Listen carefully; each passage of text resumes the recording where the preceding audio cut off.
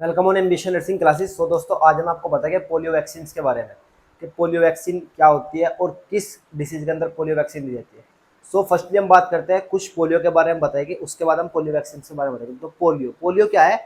एक communicable disease होती है। पोलियो एक कम्युनिकेबल डिसीज होती है जो ड्रॉपलेट और मतलब कि वाटरबॉर्न डिसीज और ड्रॉपलेट से हमको कम्युनिकेट करती है, एक दूसरे में फैलती है। तो जो कम्युनिकेबल डिसीज होती है पोलियो, जो हमारे जीआईटी में अफेक्ट करती है और 1% नर्वस सिस्टम में भी अफेक्ट करती है। तो इसी को लिखते हैं जो पोलियो वैक्सीन जो पोलियो होता है, पोलियो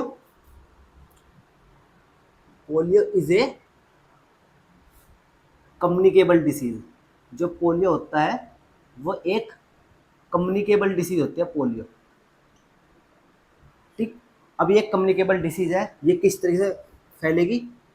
थ्रू, किस तरीके से ये ट्रांसमिट होगी एक दूसरे के पास? ये ट्रांसमिट होगी, ये वाटरबोर्न डिसीज, इसको वाटरबोर्न डिसीज बोल सकते हैं, या इसको बोल सकते हैं क्लोज कॉन्टैक्ट आने में, क्लोज कॉन्टैक्ट में।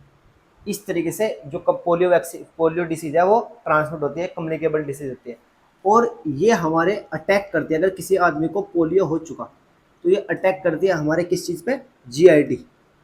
ये जीआईटी पे 99% इफेक्ट डालते हैं। सबसे ज़्यादा जो इफेक्ट करती है पोलियो वो जीआईटी पे करती है, बट 1% ये इफेक्ट करते हैं नर्वस सिस्टम पे।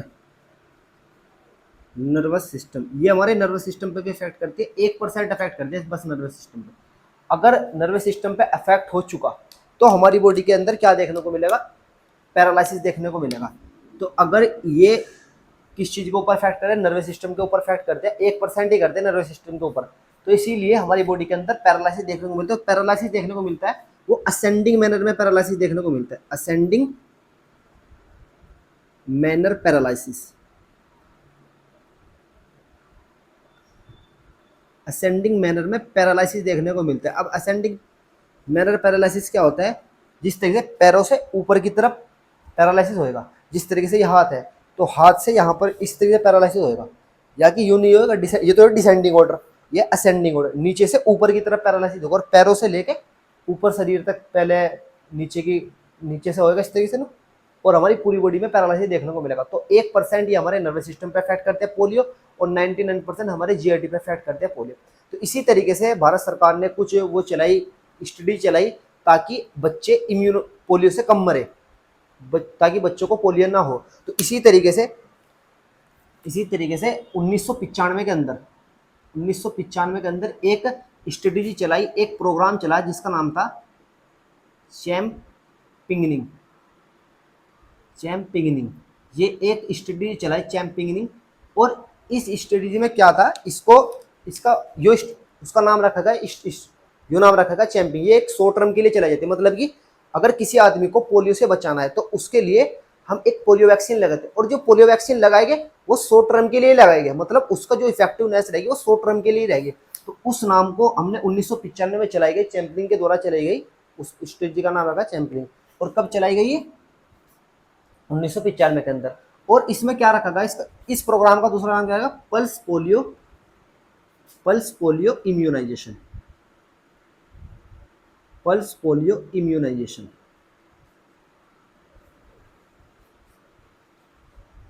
पल्स पोलियो इम्यूनाइजेशन प्रोग्राम इसका नाम था। और कब चला गया? 1995 के अंदर। चैम्पलिंग का मतलब क्या होता है? शॉर्ट टर्म के लिए इफेक्टिवनेस देना, इसका सिर्फ ये मतलब होता है। बट जो प्रोग्राम का नाम था पल्स पोलियो इम्यूनाइजेशन था, फर्स्टली सबसे पहले प्रोग्राम यही चलाया गया था, जो कब चला गया था? 1995 के अंदर। और इसमें जो हम इम्यूनाइज कर रहे थे बच्चों को, वो कितने साल के बच्चों को इम्यूनाइज कर रहे थे? इसके अंदर कर रहे थे 1 से 5 ईयर्स। जो 1 से 5 साल के बच्चे हैं ना, उनके लिए प्रोग्राम बनाया गया था pulse polio programme. Pulse polio immunisation 1 से 5 साल के लिए बच्चों के लिए बनाया गया था। और चैम्पलिंग, इसका मतलब क्या होता है? चैम्पलिंग का शॉर्ट टर्म के लिए इफेक्टिवनेस देना, 1995 के अंदर चला गया। ठीक। इसी तरीके से और प्रोग्राम चले गए।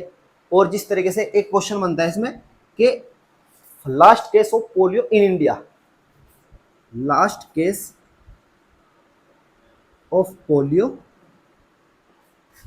इन इंडिया सीन, मतलब सबसे लास्ट का लास्ट केस, मतलब सबसे आखिर का केस इंडिया में कब देखने को मिला?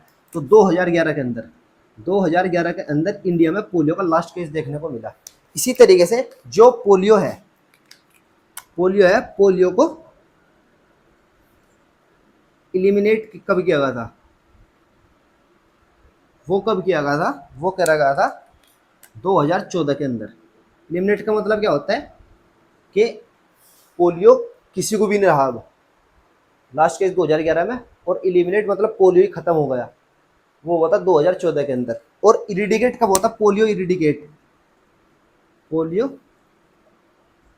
इरिडिकेशन, पोलियो इरिडिकेट होता 2015 के अंदर। इसमें क्या होता है, न तो इंडिया के अंदर न तो माइक्रो ऑर्गेनिज्म था पोलियो का, और न ही कोई पोलियो का केस था।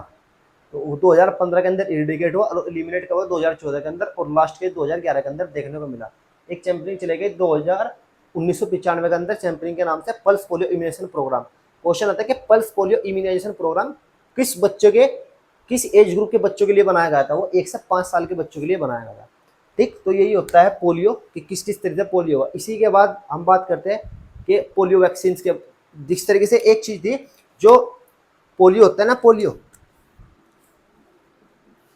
इसको 3 वायरुलेंस है इसके, पोलियो के 3 वायरुलेंस है। फर्स्ट का नाम था P1, सेकंड का नाम था P2 और थर्ड का नाम था P3। अब PV क्या है? ये भी पोलियो का फर्स्ट वायरुलेंस है। ये सबसे ज्यादा मोस्ट कॉमन देखने को मिला। मोस्ट कॉमन, जो मोस्ट कॉमन होता है वो P1 होता है। अगर किसी आदमी को पोलियो होगा तो उसके अंदर P1 का वायरुलेंस मिलेगा। सबसे ज्यादा जो वायरुलेंस बनता है पोलियो का, अगर 100 बंदे हैं, 100 में से 70, 100 के 100 को पोलियो है, 100 के 100 बंदों को पोलियो है, तो 80% को, जिसमें 80 बंदे हैं उसमें, अगर 100 बंदों की कमेटी है तो उसमें 80 बंदे P1 से अफेक्टेड है। इतना मोस्ट कॉमन हो, मतलब ज्यादातर ये देखने को मिलता है।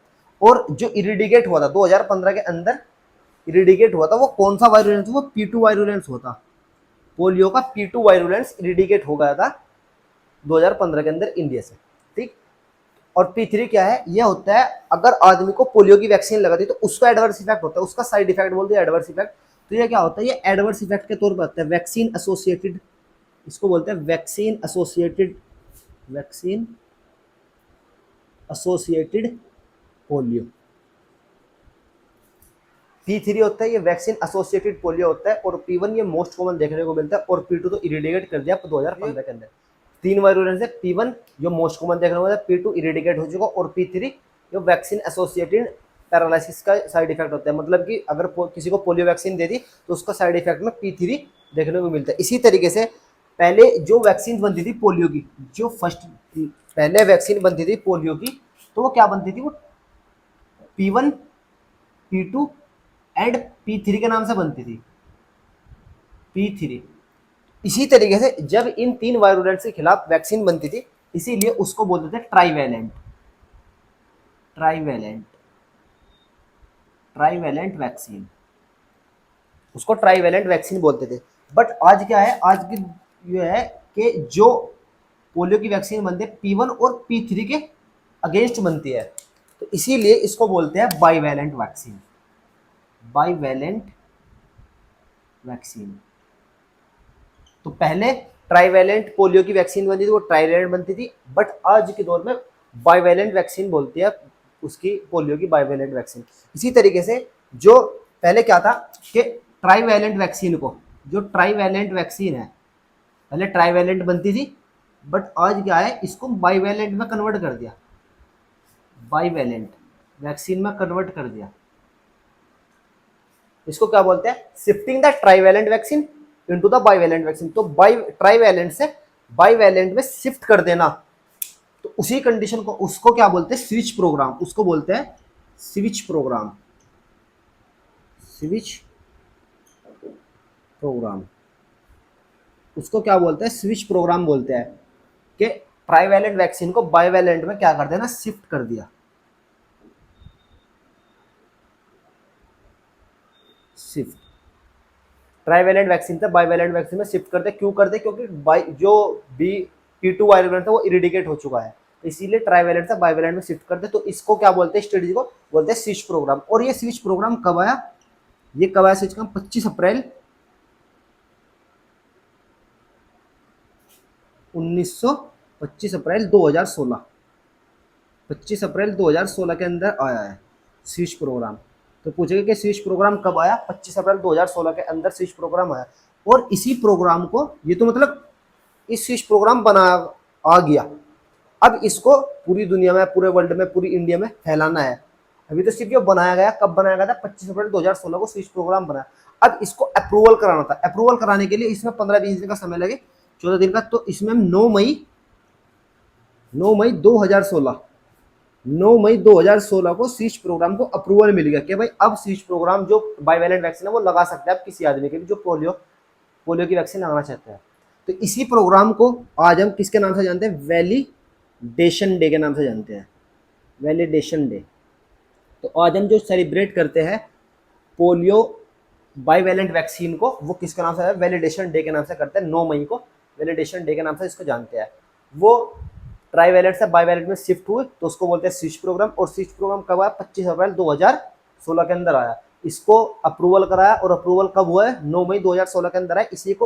इसीलिए इसको आज हम जानते हैं वैलिडेशन डे के नाम से। 9 मई को validation day, polio vaccine day के नाम से उसको जानते हैं। ठीक, यही आपका ट्राईवैलेंट बाइवैलेंट वैक्सीन हुआ। इसके बारे में बात करेंगे। ये तो हमने बताया आपको कि किस तरीके से पोलियो होता है, क्या पोलियो होता है, किस चीज़ पर इफेक्ट डालता है, कौन से वायरुलेंस अफेक्ट करते हैं, T2 का क्या इफेक्टिवनेस, तो यही बताया। अब इसके बारे में बात करेंगे हम कि कौन कौन सी वैक्सीन्स है, वैक्सीन्स के बारे में, कि जो वैक्सीन होती है, पोलियो वैक्सीन होती है, वो कौन कौन सी वैक्सीन होती है।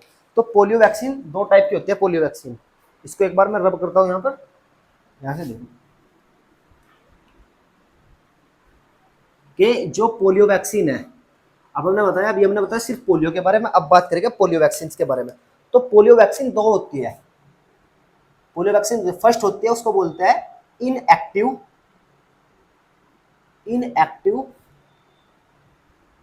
Polio vaccine. फर्स्ट होते हैं इनएक्टिव पोलियो वैक्सीन, जो किसी होती है एक किल्ड वैक्सीन होती है।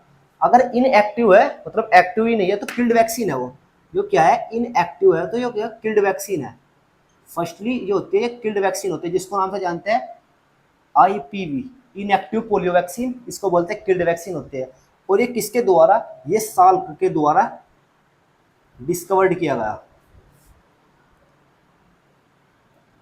एक साइंटिस्ट साल इसके द्वारा दिया गया था। और ये कब दिया गया था, 1954 के अंदर दिया गया था, 1954 के अंदर। जो इसकी दो वो होती है रूट, कि किस रूट से हम इन IPV इनएक्टिव पोलियो वैक्सीन को किस रूट से लगाते हैं। जो इसकी रूट होती है वो होते हैं ID, इंट्राडर्मल, इंट्राडर्मल उसको रूट्स होती है। और जो इसकी डोज होती है, मतलब कितनी लगाते हैं इसकी डोज, इसकी जो डोज लगाते हैं वो लगाते हैं 0.1 ml, 0.1 ml। और 0.1 ml के अंदर 2 ड्रॉप आती है।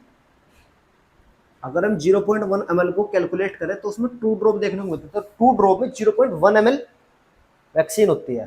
ठीक, इसका शेड्यूल क्या, मतलब कब कब वैक्सीन लगाते हैं, जो इनएक्टिव होती है वैक्सीन होती है, वो उसका शेड्यूल क्या है। जो इसका शेड्यूल है, तो जो इसका शेड्यूल है, एक तो लगाते हैं इसको 6 वीक पर, और एक लगाते हैं इसको 14 वीक पर। टोटल इसकी 2 डोज लगाते हैं, टोटल इसकी 2 डोज लगाते हैं। एक लगाते हैं 6 वीक पर और एक लगाते हैं 14 वीक पर। और जो इनएक्टिव पोलियो वैक्सीन होती है, पोलियो वैक्सीन होती है, जो इम्यूनोसप्रेसेंट पर्सन, जो इम्यूनोसप्रेसेंट पर्सन उसमें भी दे सकते हैं, उसमें कोई कॉन्ट्राइंडिकेट नहीं है, are not contraindicated in immunosuppressant person.